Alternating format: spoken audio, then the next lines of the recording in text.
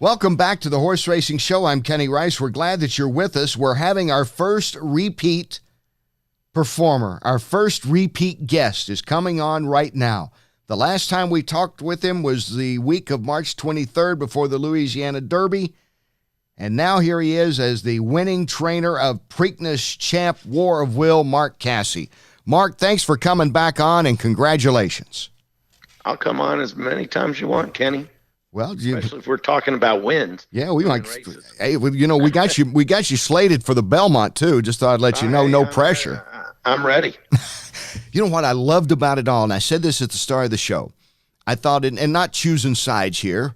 We're friends. I'm friends with several trainers. Not choosing sides, but it was great. I thought for racing that War of Will won.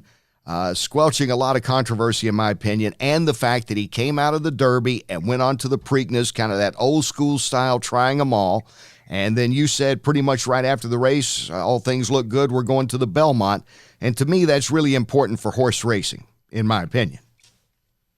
Well, thanks. It's interesting. I've got now somewhere about, I'd say 500 texts and emails, and pretty well, I would say, 75% of them say the same thing about how it was good for horse racing. And so that's important to me. You've known me for a long time, and I love horse racing. It's been my life. And any time that I can contribute or help in any little way to the better of our sport, then that makes me a happy guy.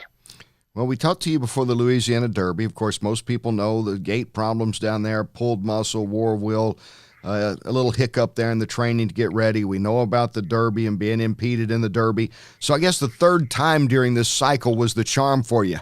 No problems, and you win a race. Exactly. It was rewarding, gratifying in so many ways. Maybe one, as I've said, I was just glad for War of Will to get to strut his stuff, and then two, a lot was said about Tyler, and I didn't think the criticism was warranted. And spectacular ride by Tyler, young man, great rider, and he never panicked at any point in time. I thought Tyler Gaffley, and I really don't, I think a lot of people admired that you stood up. I mean, you stand up for family, right? That's what you do. Well, exactly. They're my kids. War of Will is my kid, and so is Tyler could be my son. I have kids that are older than Tyler, and you mess with my kid, you can mess with me, but don't mess with my kids. Yeah, I mean, that to me, that's universal, Mark. And that's just life, isn't it? That's what you want. Don't screw with family. No, don't mess with them. And, along those lines, I'm only saying this because it's not like inside knowledge here. It's been publicized. You've mentioned it before. But Gary West, the owner of Maximum Security, did send you an email, a congratulatory email, not long after the race. And with all said before and all that leading up to, that seems like a nice sportsmanship, reaching out gesture coming together. Maybe. I hope so. Yeah, I thought it was great. And after, I've been thinking a lot about Gary recently. And I mean, to feel the pain, here's a guy that has been contributed so much to horse racing, and it's been, it's been a big part of his life. And to win the ultimate goal, and then to have it snatched away, and it has to be so painful. Nobody can know the pain that he felt or is feeling. So I understand his frustration, and I have to say, even though and he did aggravate me and upset me in some of his comments, I said to my wife the other day, I said, next year, of course, if we can win the Kentucky Derby, that would be wonderful. But if we can't, I would love to see Gary West win the Kentucky Derby. He deserves it, and it's just unfortunate circumstances that what happened this year. Well, that's a class thing, and you've handled the whole situation, I thought, impeccably. And I mean that, you know that. I wouldn't tell you if I didn't. I just wouldn't say anything. But, I mean, you know, you handled it because it did get a little dicey. And there's a lot of people that said about you as well, you know, you deserve that Preakness win. They're happy that you got one of the jewels of the Triple Crown, a long, successful career. And I thought a classic Empire as War of Wills coming down the stretch. I don't know if that entered your mind at all, but that was what was going through mine. Oh yeah. Oh, it entered my mind. I was not going to celebrate any victory until we got to the wire.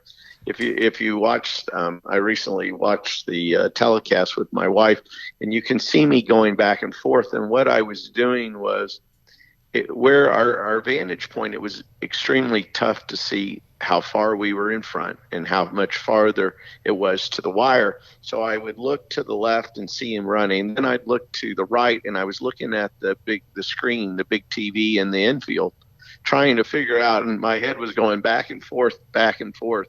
Yeah, I wasn't celebrating victory until he went across the wire. We'd had that happen to us. And on another note, even at about the 5/16 pole, 3/8 pole, when we were full of run and looking for a place to go, I was like, oh, please, not again. You know, just please give me somewhere to go. That's all. And by the way, I didn't mean to bring that up as a sore subject. I love Classic Empire. I think I picked him all the way through. I love that horse. He was extremely talented, and what happened that day, if anybody knows Classic Empire, he had a mind of his own, and he liked company. And if Always Dreaming could have went for another 100 yards and carried him, then he wins the Preakness. Yeah, it's just once Classic Empire made the lead, his mind would wander, and that's what got him beat. You know, my mind does that. I just wander. Somebody has to put me, you know, has to get up beside me.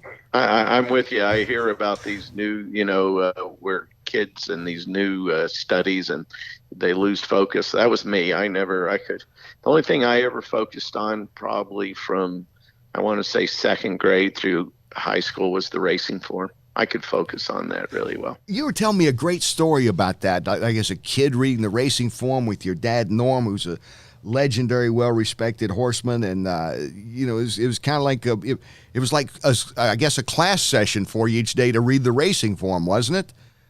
It was. So what would happen is, my dad, we had a farm, and it was kind of centrally located. So the lady that delivered the racing form would bring about 25 racing forms, and she would put them in our office, in the front of the office, and people would drive there to pick their racing forms up. So I would sit and watch from the window, waiting for her to bring the racing form, and then I would run over and read it.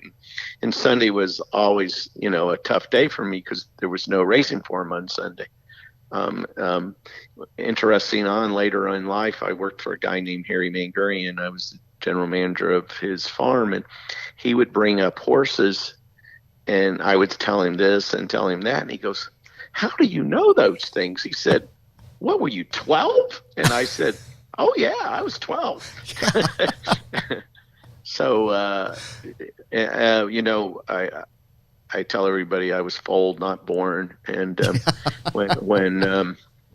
when you know, kids were watching cartoons or reading the comic books, I was always reading the racing form, and my friends through, you know, and through high school and everything would wonder what they were going to do with their life. I never doubted for 1 second what I was going to do with my life.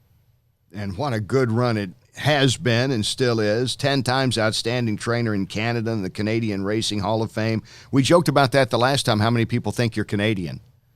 Exactly. I hear it all the time. And, you know, I'm extremely, extremely proud of what we've done at Woodbine in Toronto. And they have been just wonderful to me. But yeah, I'm a good old U.S. boy born in Indiana. It's funny, I forget what Derby it was. So NBC came to me and said, "We're going to interview you as we walk over and talk about what it means to you to be born in, you know, here in Louisville." And I said, "Okay, but there's one little problem." Yeah. And they said, "Well, what's that?" I said, "I wasn't born in Louisville, but if you want me to go with it, I will." That was a stat that came up. I did a story on it this year. I mean, it's been done before. But doesn't it kind of amaze you that there's not been, in 145 years now, no Louisville-born trainer that's ever won the Kentucky Derby? It is. It is amazing because, obviously Lexington and Louisville, they're so, everybody loves horse racing. And I mean, you go around Louisville, everybody knows about Churchill Downs and racing. So, yeah, it is. Hopefully that changes when Norman wins the Kentucky Derby. Your son Norman this is his second year out on his own coming into it? And he's a Kentucky bred Louisville fold. Yeah. So maybe Norman will be the first one. If not, I hope Dale is. Yeah, Dale Roman, yeah. With like World Approval and Shamrock Rose and Teppan, and we talked about Classic Empire, these Eclipse of winners that you've had, and the 5 Breeders' Cups and all that. Now that you've won one of the classics here, the Preakness, has life been different in the last few days in the Casse household for you and your family?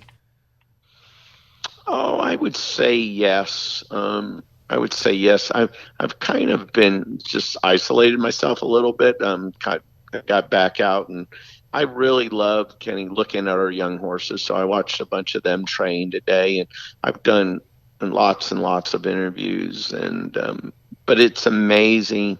I'm an Ocala boy, and the community has really embraced this victory for us. And it happened even before we won the Preakness. It's this entire Derby deal and everything it's made more people aware of our sport and horse racing and wanting to understand it.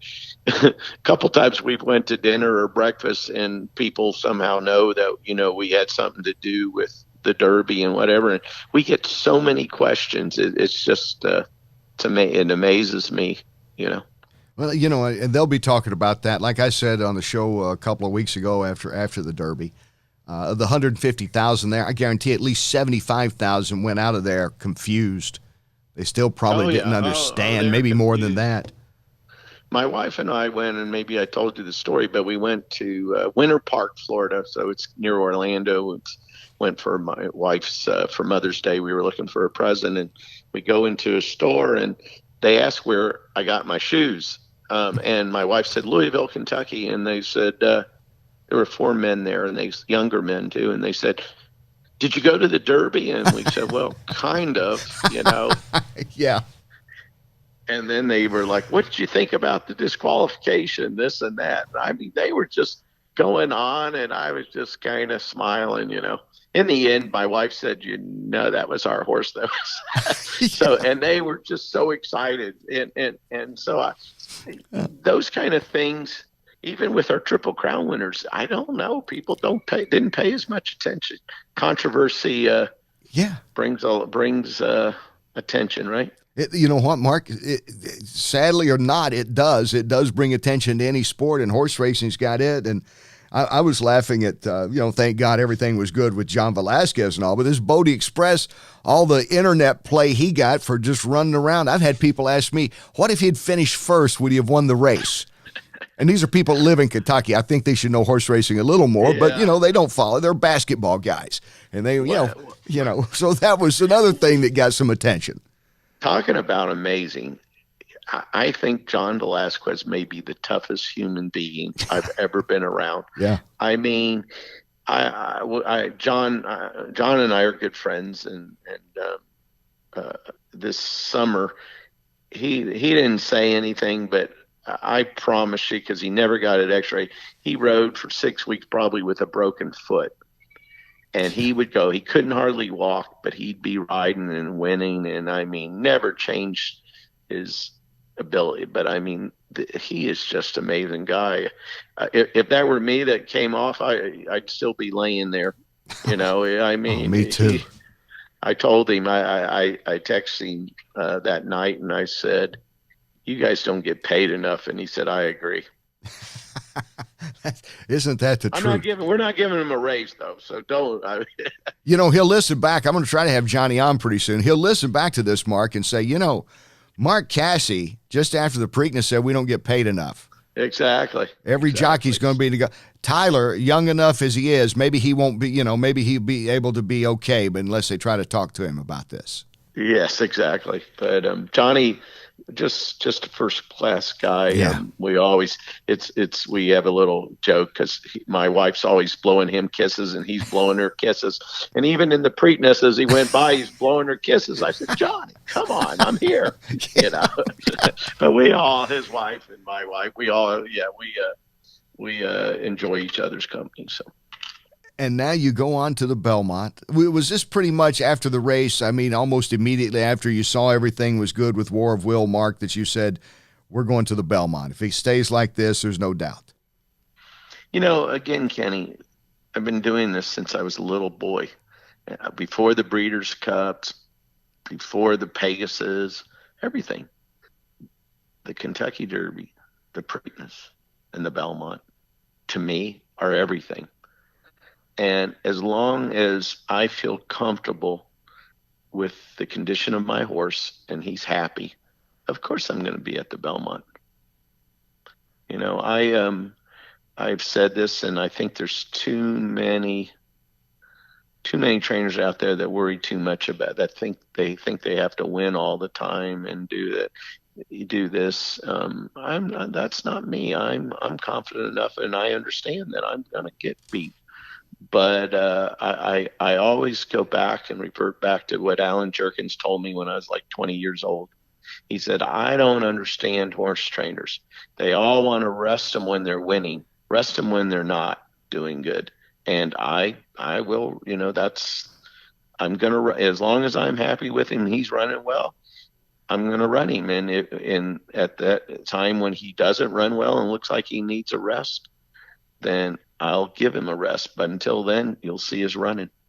And that's what makes you so good, man. It really is. And, we were talking earlier in the opening here of this show about, are you as good as your last race? Do you ever think that your horse is only as good as his last race? And, of course, in this race, it was great for War of Will. But I just wonder if a great trainer like Mark Casse looks at it on a race-by-race basis or looks at it with certainly the two great excuses you had. Sadly, having to have two great excuses in Louisiana Derby and the Kentucky Derby.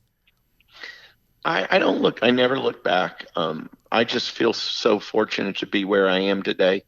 In life, we've all have different paths, and there's some things that haven't went my way, and there's been lots of things that haven't went my way. But I'm extremely happy where I am today, and I wouldn't want to change a thing. And again, to sit here and for that split moment in the Kentucky Derby when it could have been absolute disaster. I mean, if you told me then, oh, your horse is going to be okay and you're going to win the Preakness, I mean, it just is amazing to me. And that's why I never really got upset after it. I was just so thankful to have him. And I see that. I said this earlier. I see the win picture. I mean, not the win picture, the picture of when the collision or when the incident happened. And right behind him there is Jose Ortiz. Yeah. And I can see his face, and he knows what's going on in front of him. He has no control over it. And but I just 2 weeks prior had spent time with his wife and his two young kids, and they could have easily been fatherless. So we just have so much to be thankful for. Yeah, I mean, we talked about that among the broadcast group. We've talked about that, just how thankful we all are from the standpoint of the human and horse factor in their lives. But just and thank goodness it didn't. And what a catastrophe that would have been for racing, given the year that racing's already had with all of Santa Anita. I mean, that would have just been actually, you know what? There might not have been a Preakness on TV had something like that happened. Seriously. No, and believe me, that went through my mind. So, as I've said, I walked around Sunday morning, the day after, thinking, "What a lucky guy I am," and then, as I said before, we were like, okay, that's over. Let's forget about that. What can we do to win the next one? Mm-hmm. And that's the way my mind works. So we're always trying to look at the bright side. And one thing I like about Tyler too, going back to Tyler and Johnny, they're such positive guys. Yeah. I've called for the last couple of years. I've called Tyler the next Johnny Velazquez. I've been saying that for some time now. High praise. Yeah. I truly believe it. The question is going to be asked of Mark Casse and everybody else, but especially, can he get the 1.5 miles? And I always wonder, how does anybody know if he can get the 1.5 miles? I mean, you have an idea, you can look at the breeding and all, but, we've seen horses that weren't even supposed to get 1 mile that suddenly they outran their breeding and they got 1.5 miles. I can tell you this. Anybody that says that they can get 1.5 miles are confident they don't have a clue. I think it was Dr. Chandler said about 2 months ago, the truest statement I've ever seen. I've seen too much to know anything. And all I can say to you, can he get 1.5 miles? We're going to find out, at the Belmont. The key to any horse getting the 1.5 miles is the ability to settle. Yeah. And believe it or not, and you would know this as a handicapper, but a lot of people don't realize, but speed is very important going 1.5 miles. Yeah. It's not so many times we see if speed wasn't important, I'm going to win the Belmont, and it's not going to be with War of Will. Exactly. It will be with Sir Winston. Exactly. I have a horse called Sir Winston who ran second a couple weeks ago in the Peter Pan. Yep. Going 1.8 miles. He went the last quarter of a mile in 23 2, yeah. Which is phenomenal. Yeah. And then he galloped out. But the way 1.5 miles runs, I'm sure Sir Winston will get 1.5 miles. I'm not concerned about that. He will get the 1.5 miles because he shuts off and doesn't go until you ask him to go. Right. The key for War of Will to go 1.5 miles is the ability to get him to relax. And so that will be the key. And they always talk about that clock in the head for the jockeys as important as ever. And, it's always a test for the jockeys, as we know, because they don't ride that much on the dirt at 1.5 miles. Yeah. Very few races will they have all year. And maybe like the Brooklyn, I'm trying to think how many races they'll even have this year on the dirt at 1.5 miles. Yeah, very few. So that's part of it. But if our horse settles, and I think he will, they have to beat us. He has a tremendous amount of ability, and if you watch even in the Preakness, interesting enough, and I didn't realize it until I analyzed it a little closer. The pace was extremely fast, which I knew it was, and we were fairly close to it. But if you look at the second and third place finishers, they didn't just come from back. They came from like last and next to last. Yeah, they were closing. Way back. Really close. So that tells you that, the pace really called it quits, except for War of Will. And then the other interesting deal is as soon as they got past the wire at 1, I don't think Tyler hit him. He hand rode him for maybe the last 75 yards. I could be wrong on that, but I think I'm right. But more importantly, as soon as those horses came to him right past the wire, he took off again. And if you saw, the outrider had to pull him up. Yeah. So those are the things you look for. They're not an absolute, but they're sure good signs. Well, all the best with you, and all the signs were pointing to the class that Mark Casse is, that he would have a great shot in the Preakness, and he came through with War of Will, and a lot of us are happy for you. Well-deserved and a great job, and we look forward to seeing you at the Belmont, Mark. Well, I appreciate it, Kenny, and hopefully we can talk again. Anytime. You know that. One day we'll get you in our beautiful studio here just outside of Lexington. You'll love it. That would. I love Lexington, so that sounds good to me. All right. Thank you very much, Mark Casse. Have a great afternoon. You do the same, pal. We'll be back with more of the Horse Racing Show right after this.